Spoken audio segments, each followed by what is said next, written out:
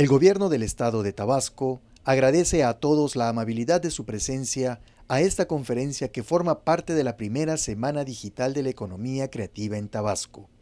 El día de hoy nos honra con su conferencia la doctora Trinidad Saldívar Peralta, jefa de la Unidad de Creatividad y Cultura del sector de Conocimiento, Innovación y Comunicaciones del Banco Interamericano de Desarrollo, con el tema El potencial de la economía naranja en América Latina.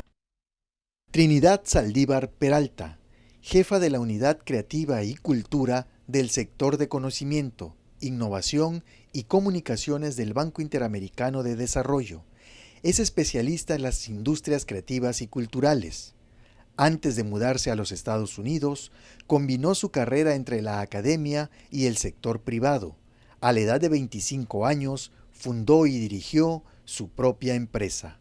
Produjo y publicó libros sobre historia y arte, historia corporativa, educativa y cultural, así como exposiciones de arte y escritura de guiones.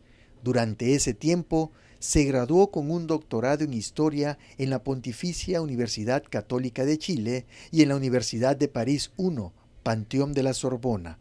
Posteriormente, comenzó una carrera como profesora universitaria e investigadora.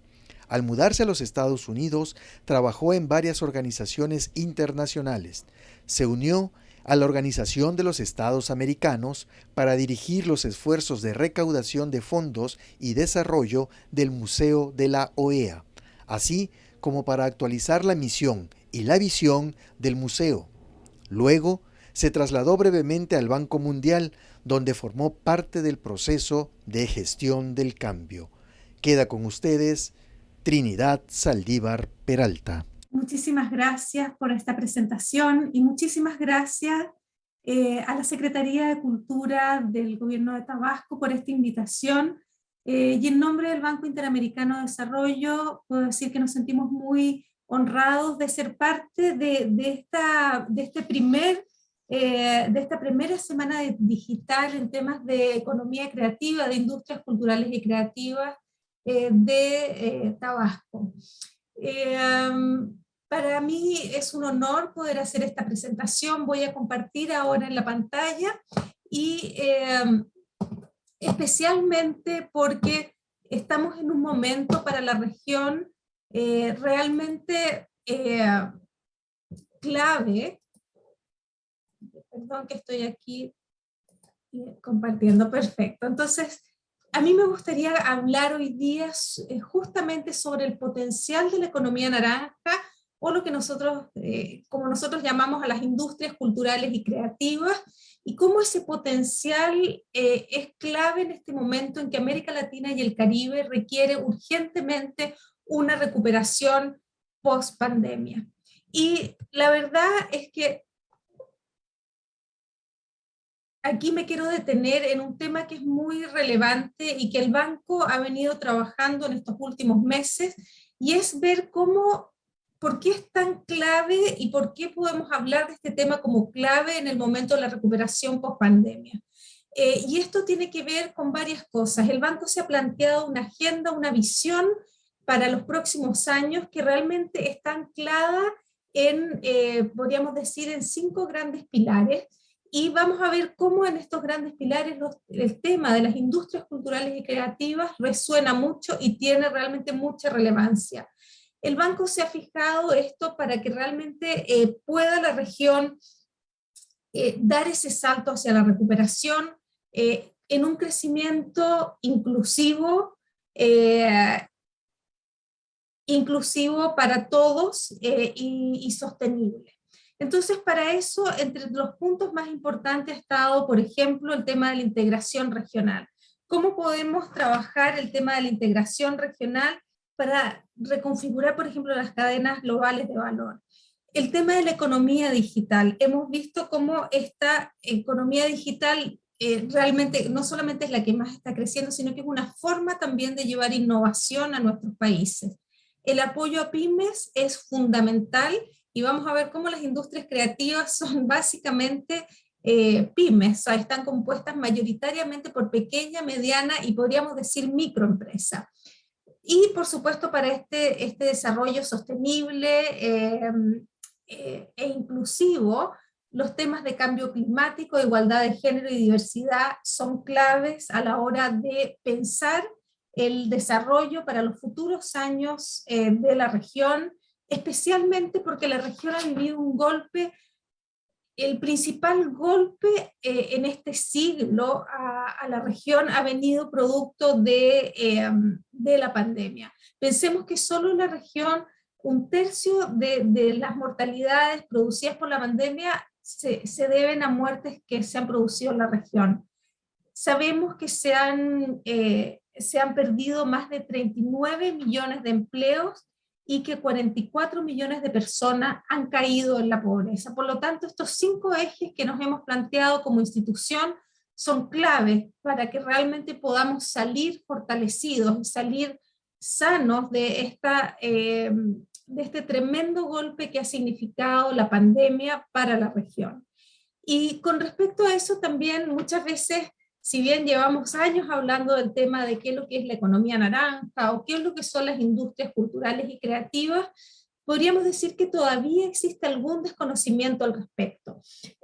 Y cuando nosotros definimos esas industrias culturales y creativas, hacemos una definición que queremos ser bastante amplios y que involucra que todas aquellas empresas o iniciativas que van a generar bienes y servicios creativos, pero que utilizan la creatividad, el talento latinoamericano como el insumo principal de estos productos y servicios, y que pueden ser sujetos a derechos de propiedad intelectual. Y eso, por ponerlo de manera práctica, va desde las cosas que más conocemos o que se nos vienen a la mente cuando uno piensa en cultura y creatividad, las artes escénicas, la literatura, las artes plásticas. Pero de ahí pasamos a la industria editorial, a la moda, la gastronomía, hasta llegar a aquellas que están mucho más impactadas por sectores, sobre todo por la digitalización, etcétera. Llegamos hasta la creación de software. Pasamos por los videojuegos, la animación, la industria audiovisual, etcétera. Por lo tanto, es un sector muy amplio. Nosotros hemos identificado en el banco hasta 38 subsectores para la economía naranja o las industrias culturales y creativas. ¿Y por qué a una institución como el Banco Interamericano de Desarrollo le interesa un sector como este? Por varias razones. Ya antes de la pandemia, las cifras eran bastante promisorias. Lo que sabíamos de la industria creativa, de la economía naranja, es que ella genera valor y riqueza. Lo que mostraban los estudios es que como sector económico crecía más rápido y sigue creciendo más rápido que la economía en su conjunto, en algunos sectores hasta 2 dígitos, y además siempre fue mucho más resiliente a las crisis económicas. Era y ha sido siempre la primera en recuperarse y en hacerlo más rápido y en generar más empleo. Esta pandemia le pegó especialmente a las industrias culturales y creativas. ¿Y por qué? Porque muchas de ellas, la mayoría, funcionan en temas de aglomeración. Funcionan con poblaciones que se reúnen para disfrutar de estos productos y servicios. Pensemos en el turismo, pensemos en la gastronomía, pensemos en el teatro, el cine, los festivales, los carnavales. Es decir, hay un golpe muy fuerte y está todo por construirse hoy día en esta nueva modalidad que vamos a discutir más adelante. Además, algo que ya mencioné, estos son sectores que son intensivos en la generación de empleo. Y en un empleo que se ha demostrado que además es un empleo más, podríamos decir, un empleo que tiene mucho más valor para las personas, y eso tiene que ver porque son sectores que son intensivos en el uso de talento. Por lo tanto, el tipo de empleo que se genera es un empleo que genera más retorno para quienes trabajan en ellos porque están trabajando con su creatividad. porque están trabajando con sus ideas y están moviéndose en un mundo que realmente los reconforta. Y también genera impacto social. O sea, esto no es solamente un tema de cómo las industrias creativas apoyan a nuestra economía, son muy importantes para, por ejemplo, diversificar la matriz productiva, algo que es clave para la región y venía siendo un problema ya desde antes de la pandemia, y hoy día es un desafío mucho más grande, sobre todo si la región quiere competir en los escenarios globales, ser más competitiva en los escenarios globales. Y ahí la creatividad tiene un rol fundamental. Pero por otra parte, también hay ciertos índices que son más difíciles de medir, que tienen que ver con el impacto social. Cómo estas industrias ayudan y fortalecen en temas de cohesión social, de integración. Y durante la pandemia esto lo vimos realmente muy claro. Fueron muchas veces el mundo de la cultura, de las artes y de estas industrias las que ayudaron a gran parte de la población a realmente poder pasar por estos momentos de confinamiento, de angustia, de realmente problemas. Gracias a la cultura pudieron mejorar o al menos no empeorar su salud mental, el sentido de comunidad, no sentirse aislados, poder realmente tener momentos gratos durante meses y meses tan difíciles para toda la región. ¿Qué es lo que hacemos aquí en el banco? Y aquí a mí me gustaría detenerme, contarles un poco por qué para el banco, por una parte, es importante, pero también cómo trabajamos desde el banco en estos temas. Por una parte, nos interesa mucho y hemos trabajado muy fuertemente en generar contenidos para realmente aumentar y mejorar el conocimiento sobre estas industrias. Podríamos decir que hasta hace un tiempo estas industrias o la economía creativa era invisible a los ojos de los hacedores de políticas públicas, porque les parecía algo marginal, y no porque no fuera interesante, sino que simplemente porque no existían números, no existían estudios que realmente demostraran cuál es el impacto de estas industrias en las economías de nuestros países y en nuestras ciudades. Una vez que estos estudios han empezado a aparecer desde ya hace varias décadas en países como el Reino Unido, en Europa, en Asia, obviamente los economistas, los hacedores de políticas públicas prestaron atención y vieron en este sector un motor interesante para la activación y para la diversificación de nuestras economías. Esos estudios escaseaban y siguen escaseando para el caso de América Latina y el Caribe. Y como Banco Interamericano de Desarrollo quisimos seguir y realmente profundizar ese conocimiento para que nuestros gobiernos tengan las herramientas con las cuales poder tomar decisiones informadas sobre políticas públicas. Y esto tiene que ver con, nuestros gobiernos tienen que tomar decisiones muy difíciles con escenarios fiscales muchas veces muy constreñidos, por lo tanto, ¿dónde ponemos nuestras inversiones? Si no tenemos datos que estas industrias generan más empleo, genera mayor riqueza y cohesión social con números muy claros en qué sectores, obviamente van a ser dejadas de lado y no van a ser integradas en el proyecto de desarrollo, a las estrategias de desarrollo país que nosotros estamos esperando. Por lo tanto, desde el banco desarrollamos importantes estudios que van en ese sentido. Y solo por mostrarles aquí también, esos estudios, por ejemplo, buscamos hacer radiografías por cada país. ¿Cuánto aportan las industrias creativas, por ejemplo, en el caso de México? Sabemos que en México aportan un 3.3% del Producto Interno Bruto, esas son las cifras oficiales. Hay otros estudios que incorporan la economía informal que dicen que aporta hasta un 7,4% al Producto Interno Bruto. Aquí tenemos, por ejemplo, cuáles son los sectores que más aportan, dónde están los principales espacios de crecimiento, etcétera. Estos temas son muy relevantes para nosotros de tratar y realmente lo hacemos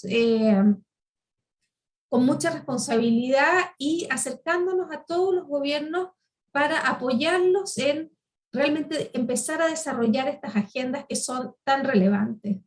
como les comentaba, aquí, por ejemplo, vemos cómo es el porcentaje de cuánto aportan estas industrias al Producto Interno Bruto de los países. Sabemos que en América Latina y el Caribe el promedio es de un 2,2%. México tiene un 3,3%, o sea que está liderando, y sabemos que México es una de las 20 potencias exportadoras de productos creativos y servicios creativos en el mundo, y realmente tiene ahí una ventaja muy interesante que puede seguir explotando y creciendo a su favor. En el caso, por ejemplo, de Colombia es un 3,2%, Europa en promedio es un 3%, Argentina un 2,6%, o sea, ahí tenemos diferentes cifras que nos van mostrando cómo es este aporte.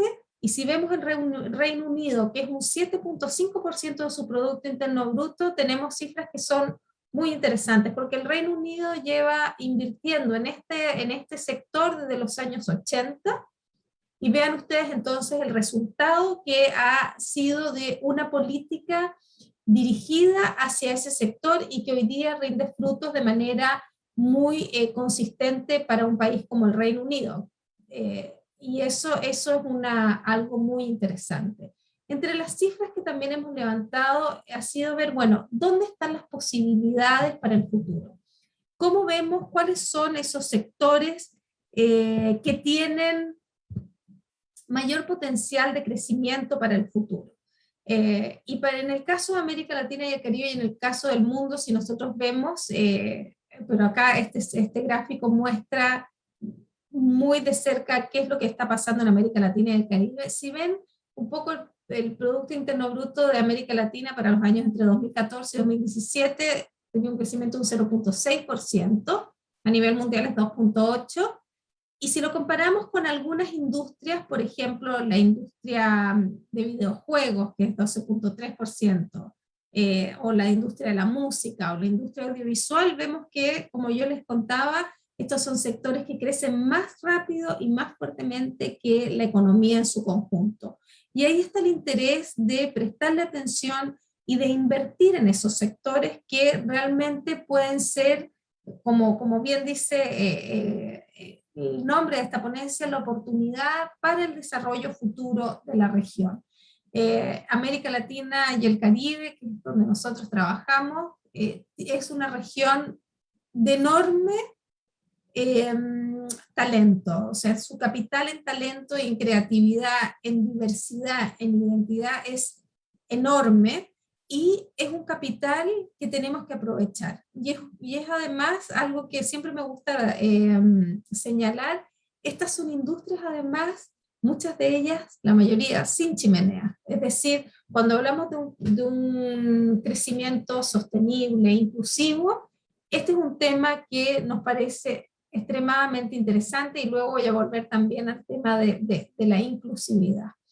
Entonces, dentro de lo que hacemos está el tema de las publicaciones, mediciones, etc. Un tema que me gustaría detenerme aquí es el tema de la economía digital, que, como les comentaba, es uno de los pilares que el banco se ha puesto para su estrategia en los próximos años, su visión 2025 de crecimiento para la región en los próximos años. Y ahí creo que me gustaría destacar cómo el banco ha hecho y sigue haciendo grandes esfuerzos en este sentido, porque el banco ha acompañado desde el comienzo, desde el inicio de este tema, a los países de la región, tanto en sus procesos de digitalización como en la implementación de políticas para fomentar las economías creativas.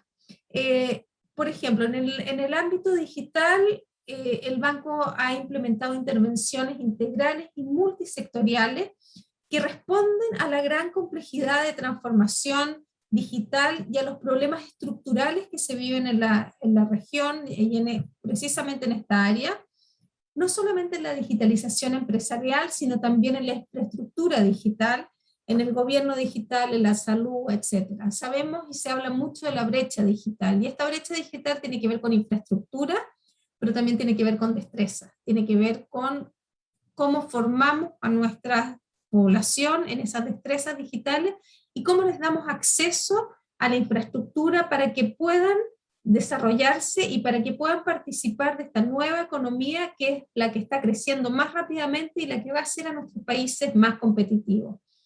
Es interesante porque como banco hemos estado presentes cuando las agendas digitales escaseaban en la región y también cuando la institucionalidad digital era débil. Hoy sabemos que más de la mitad de los países de la región ya tienen agendas digitales. Muchas de estas agendas fueron desarrolladas de la mano con nosotros y recibieron apoyo técnico y financiero del banco a través de más de 100 operaciones que superaron con un importe que superó más de 7.000 millones de dólares.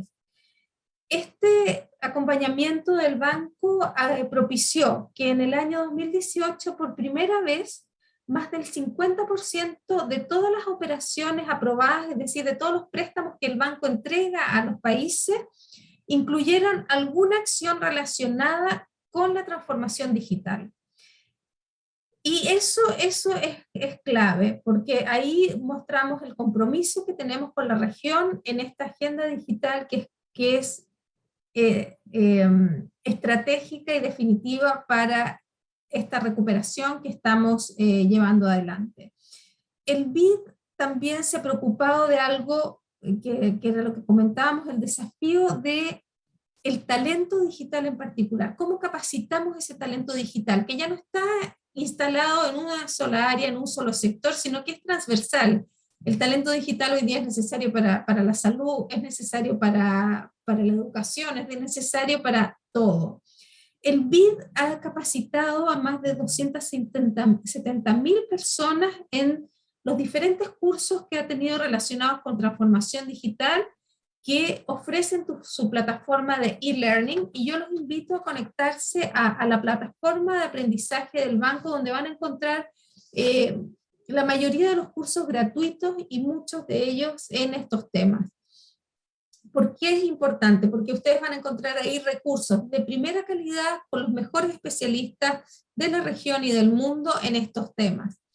En áreas de economía creativa, por ejemplo, hemos aportado en el diseño tanto de implementación de programas innovadores, en la producción y diseminación de conocimiento, en la instalación de instrumentos de financiamiento para las industrias que han sido muy novedosos, por ejemplo, los vouchers de creatividad, y otros, o el bono naranja, que se hizo un acompañamiento en Colombia.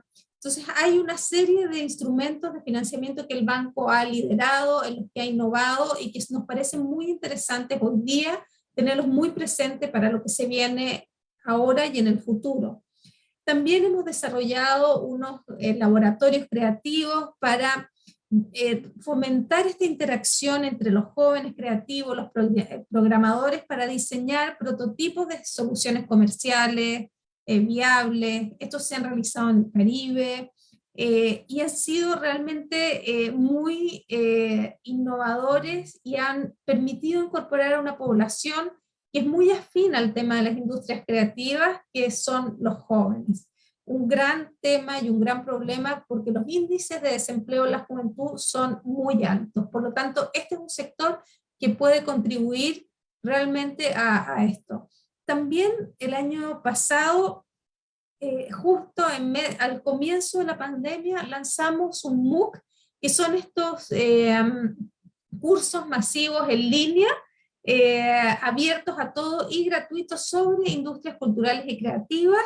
Se llama El valor de la creatividad y la innovación, lo pueden googlear, la economía naranja, y este curso ya van más de 30.000 personas que lo han tomado en toda la región, y les permite a todos obtener instrumentos, ideas, conocimiento, casos de estudio, etcétera, directamente de las industrias culturales y creativas, un curso que no existía hasta ahora en el mercado y que realmente es una oferta muy atractiva para todos quienes quieran mejorar sus conocimientos y aplicarlos en su trabajo o en sus estudios también.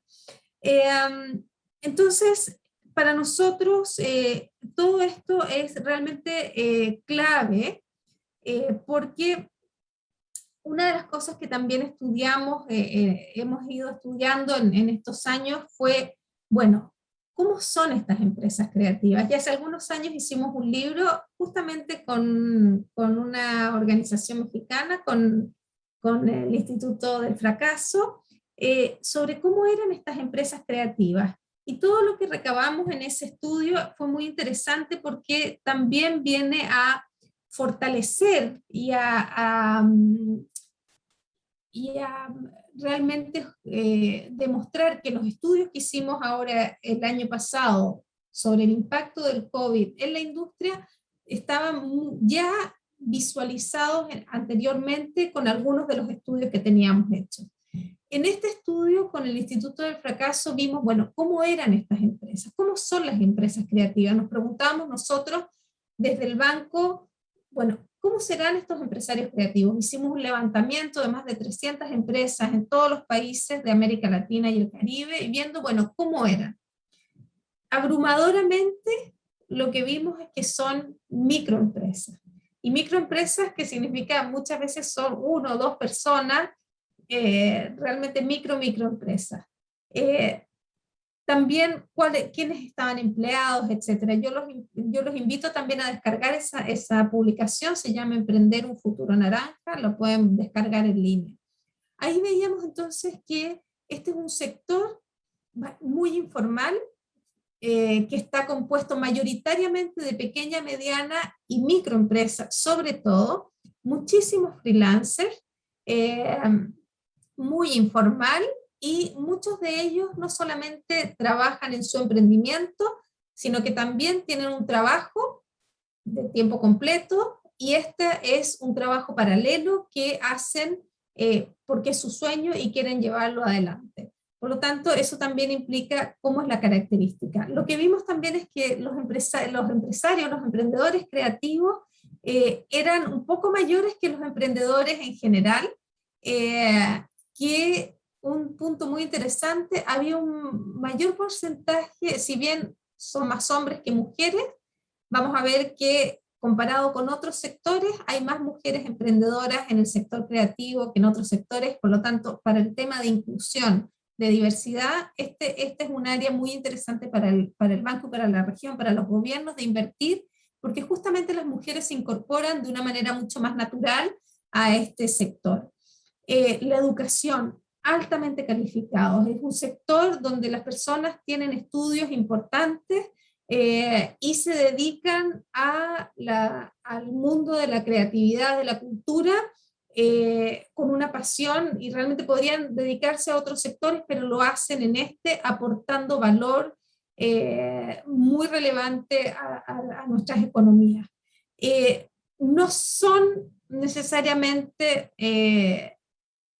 personas de negocio. Muchos de ellos no se ven como personas de negocio, y ahí hay un punto, una piedra en el zapato, pero que significa una gran oportunidad. Y la mayoría de ellos son autoempleados, 24% son freelancers, y solo el 17% tenía un contrato fijo. Entonces vemos cómo funcionan estas empresas. Otro dato que era muy clave, que el 58% decía que su trabajo creativo no les generaba lo suficiente para vivir. Por eso tenía que trabajar en otras cosas. Y eso va en detrimento entonces de la capacidad que tienen de crecer también.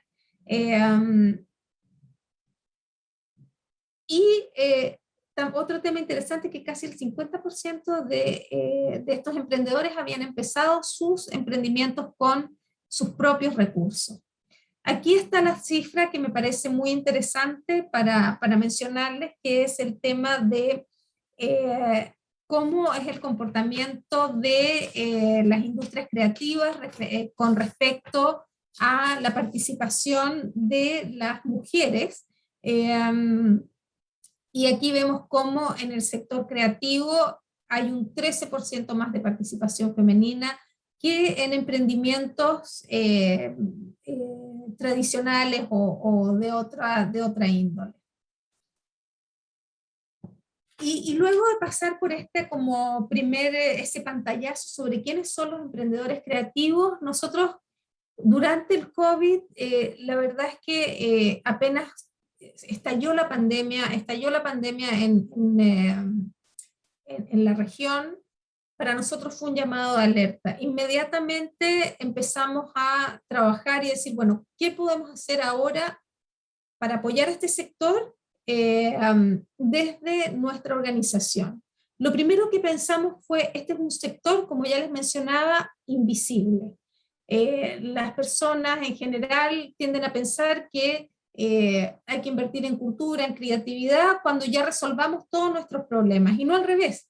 Tenemos que invertir en ellos para poder resolver nuestros problemas. Entonces, lo primero que quisimos hacer fue unirnos con otros. Inmediatamente fue en el plazo de unas 2 semanas, armamos una alianza con UNESCO, SICSUR Cultural o Mercosur Cultural, que son los 12 países de América del Sur que componen esta alianza, CEGIP y OEI, para varias cosas. Por una parte, elaborar un informe macroeconómico del impacto de la pandemia en el sector de las industrias culturales y creativas. Y eso fue un trabajo titánico, y la verdad es que creo que solo la pandemia logró que nos uniéramos tan rápido y pudiéramos sacar este trabajo tan rápidamente, que va a ser publicado en los próximos meses. Por otra parte, hicimos junto con ellos una encuesta a nivel de empresas y trabajadores independientes. Y aquí yo les voy a contar algunos de los resultados de esa encuesta que fueron muy iluminadores y nos dieron bastantes ideas de cómo estaba el tema. Y también luces para ver, bueno, cuáles son las medidas que tenemos que tomar al futuro para que este sector sea clave en la recuperación post-pandemia. Con esas dos iniciativas, que fueron de alguna manera las más importantes, seguimos adelante, hicimos otra serie de actividades, pero yo me quedaría en esas dos que creo que son las más relevantes. Ahora voy a compartir con ustedes algunos de los resultados de la encuesta, y sobre todo vimos, bueno, cuál fue este impacto del COVID en las empresas creativas de América Latina y el Caribe. Algo que demostró lo brutal del impacto es que una de las primeras cifras que obtuvimos en los primeros meses de la pandemia fue que el 52% de las empresas creativas y culturales cayeron en más de un 80% en sus ventas. El 26% de los trabajadores pararon completamente sus actividades, eso sí, un cuarto de la fuerza laboral de las industrias creativas. Eso es enorme. Y el 55% de los trabajadores, no las empresas, perdieron al menos el 80% de sus ingresos. Es decir, casi la mitad de la población que trabajaba en estos sectores perdió al menos el 80% de sus ingresos. Solo el 14% tuvo impactos positivos. ¿Por qué esto es importante? Porque nosotros ya hemos comentado cómo el sector de las industrias culturales y creativas se compone mayoritariamente de pequeña, mediana y microempresa y de trabajadores independientes. Piensen que esto es una fuerza laboral enorme. O sea, que la cantidad de trabajo que se perdió, y son familias que han perdido su fuente de ingreso, es muy grande. Por lo tanto, el impacto a nivel nacional es enorme. Y esto es un punto a tomar en cuenta cuando pensemos en la recuperación de nuestros países. Y voy a ir a ciertos puntos más adelante que quiero detenerme sobre eso. ¿Qué trabajadores perdieron más del 80% de sus ingresos? Eh, por supuesto, el 64% de los freelancers, el 67% de los trabajadores informales, 67% de los que no tienen educación superior y 70% de los que pudieron teletrabajar menos de 1 a 5 horas de sus horas laborales. Ahí estuvo la mayor pérdida. ¿Cuáles son las empresas? ¿Cuáles son esos sectores que perdieron más? Las principales, todas las actividades culturales y de entretenimiento. Teatros, cines, festivales, carnavales, pequeños grupos musicales, todo el mundo de la música, los conciertos, bueno, ustedes han visto cómo fueron los primeros en cerrar.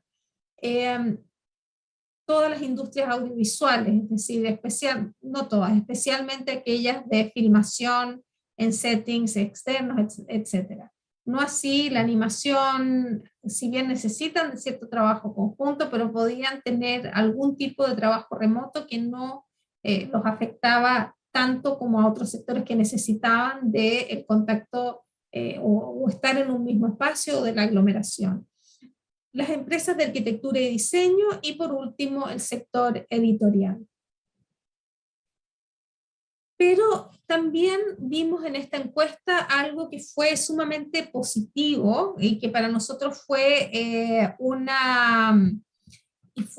realmente una buena sorpresa o un buen hallazgo, y es que fue la transformación digital de las empresas creativas durante la pandemia. Y aquí hay algo que es muy interesante. Por una parte, aquellas empresas que estaban altamente digitalizadas, como los videojuegos, básicamente no se transformaron, quedaron al mismo nivel de cómo comenzaron la pandemia. Pero aquellas empresas más tradicionales fueron las que más se transformaron. Antes del COVID, en promedio las empresas creativas estaban ofreciendo digitalmente solo el 38% de sus productos. Y esto cambió.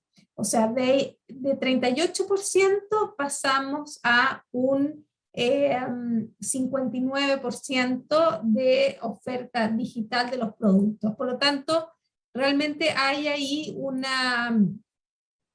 cambio que nos pareció porcentualmente muy interesante.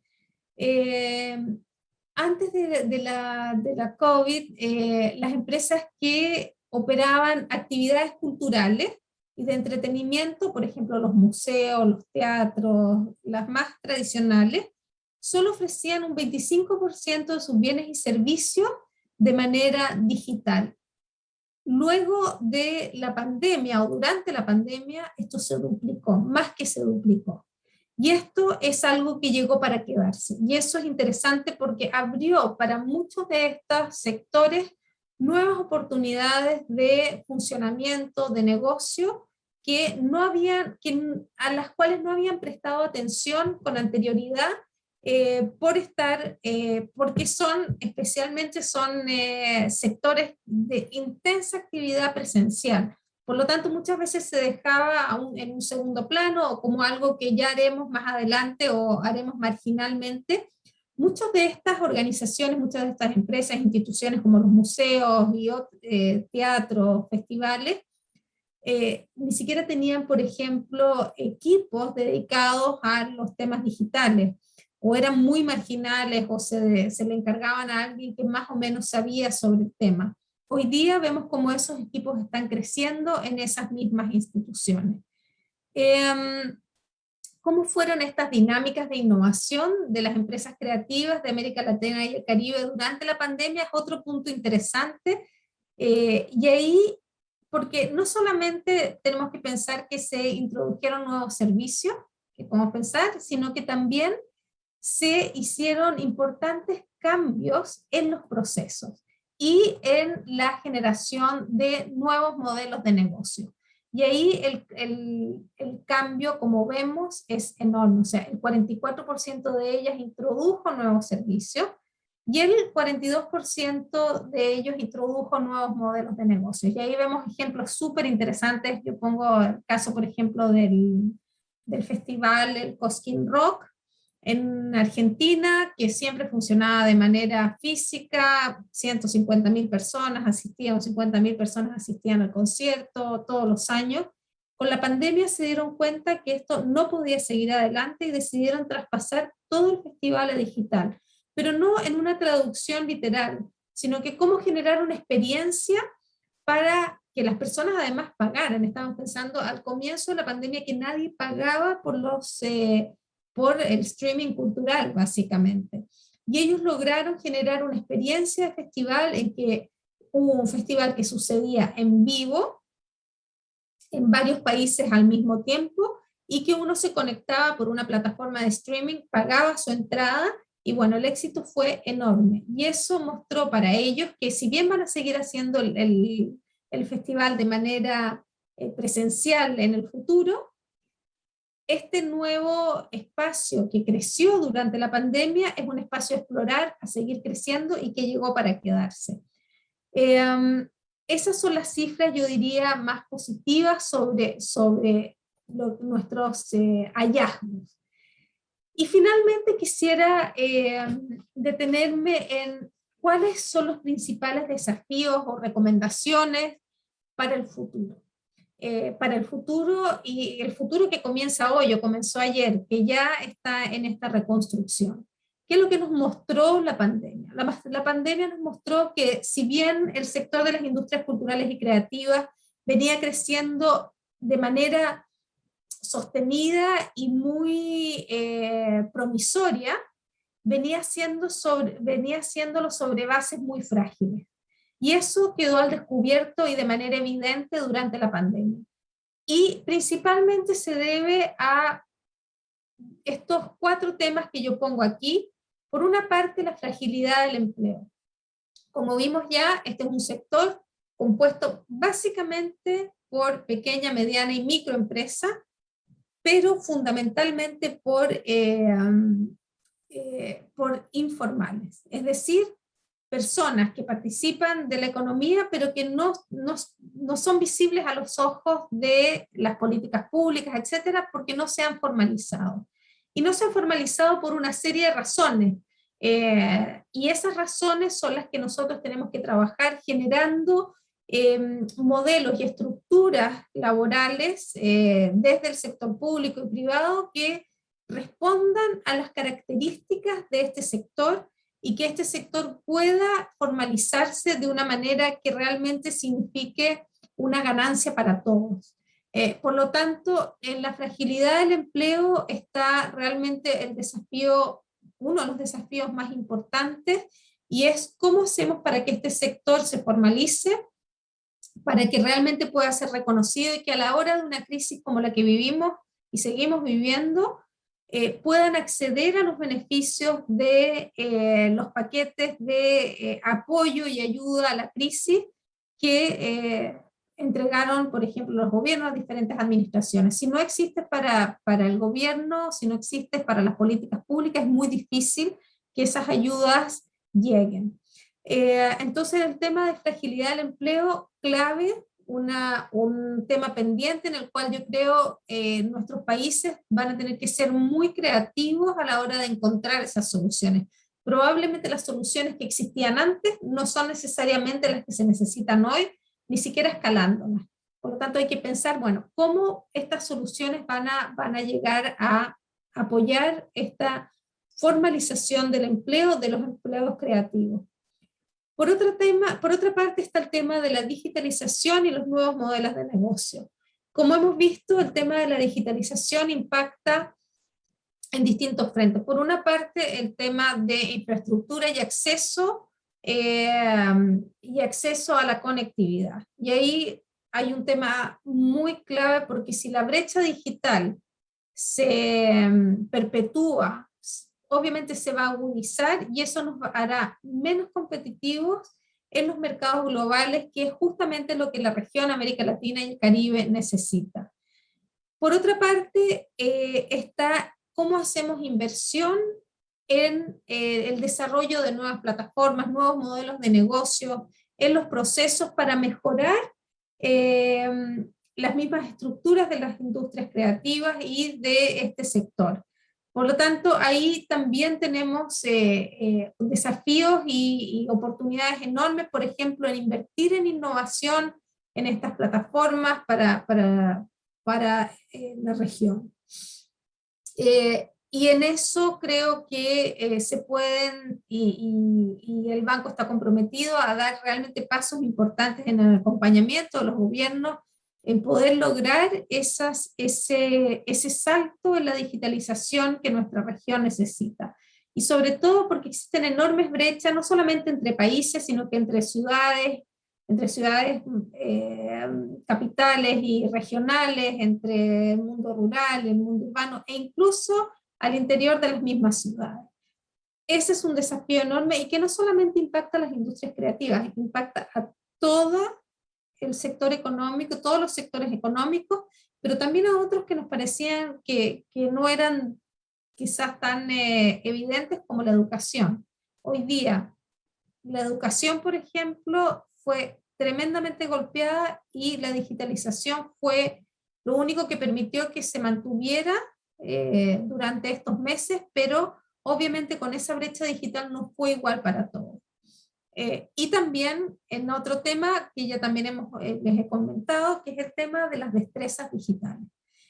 Muchos de quienes, como vimos anteriormente, dieron este salto a la digitalización, empezaron a ofrecer sus productos y servicios en el mundo digital, lo hicieron sin tener probablemente las destrezas y los conocimientos técnicos requeridos. Por lo tanto, se demoraron más, perdieron más dinero o no ganaron lo que podrían haber ganado o perdieron oportunidades. Y ese es, también ahí hay un desafío de cómo seguimos capacitando el talento, y un talento que además no solamente va a ser útil para las mismas industrias creativas, sino que sabemos que estas industrias, una vez que se fortalecen, empiezan a traspasar su impacto a sectores tradicionales de la economía. Son empleadas en estos sectores tradicionales y desatan innovación y agregan valor a productos que no necesariamente son de las industrias creativas. Por otra parte, tenemos el tema del acceso al financiamiento, y en este sentido hemos visto, y es como una piedra de tope, una piedra en el zapato, como les decía, el tema del acceso al financiamiento para la industria. O porque son informales, o porque son industrias que son difíciles de entender por parte del sector financiero, no tienen colaterales, su colateral es una idea, ¿quién financia una idea? Entonces, ¿cómo generamos un entendimiento entre el sector privado para que realmente invierta en estos sectores, que el sector público también actúe de alguna manera para dar tranquilidad y dar seguridad a los distintos sectores, o que cumpla un rol para, en el fondo, en estas brechas para poder suplir este financiamiento que es necesario para las industrias. Pero lo que se ha demostrado es que invertir en ellas es un buen negocio. Por lo tanto, ¿cómo hacemos para que se generen los instrumentos, tanto públicos como privados, para invertir en esta industria, entendiendo las propias particularidades que la industria tiene? Y por último, una narrativa para el sector y también políticas públicas que sean acordes a las necesidades del sector y todos sus subsectores para poder seguir creciendo. Estos serían para nosotros los puntos más importantes, donde están los grandes desafíos, y que, por ejemplo, países como México y en este caso Tabasco tienen mucho que ofrecer, mucho desde donde seguir creciendo.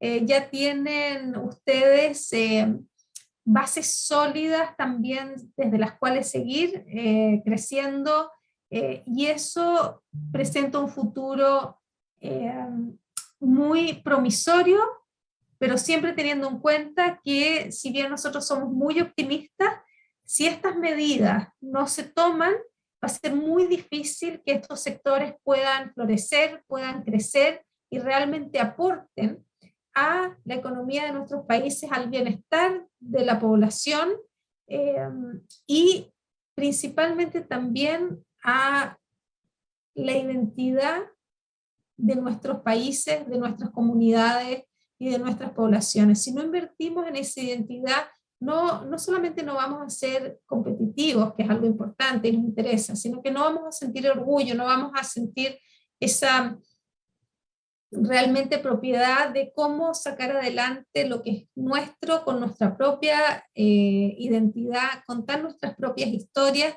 y que esas historias tengan un impacto universal, que realmente sean historias que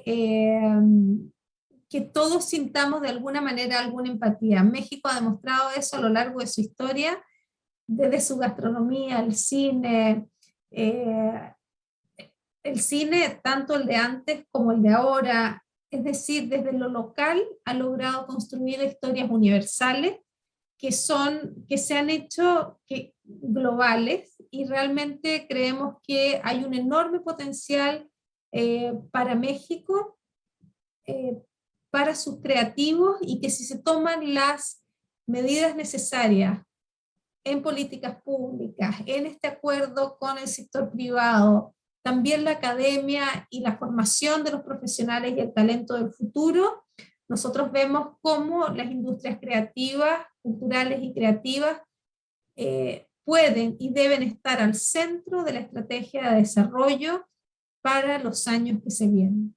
Muchísimas gracias. Agradecemos a la doctora Trinidad Saldívar Peralta su interesante conferencia. De igual forma, agradecemos la gentileza de todos ustedes, quienes nos acompañan a través de las diferentes plataformas digitales. Hasta la próxima.